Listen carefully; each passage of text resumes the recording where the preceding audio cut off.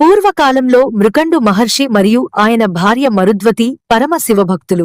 వారికి సంతానం లేక ఎంతో దుఃఖించేవారు. వారి ఘోర తపస్సు చేశారు.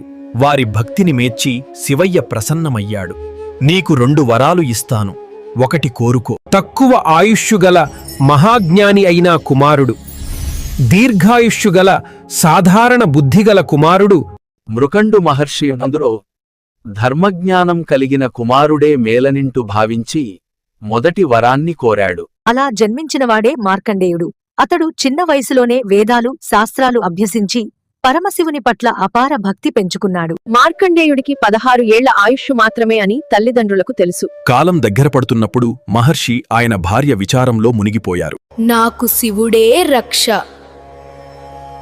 నేను ఆయననే శరణు వేడుకుంటాను.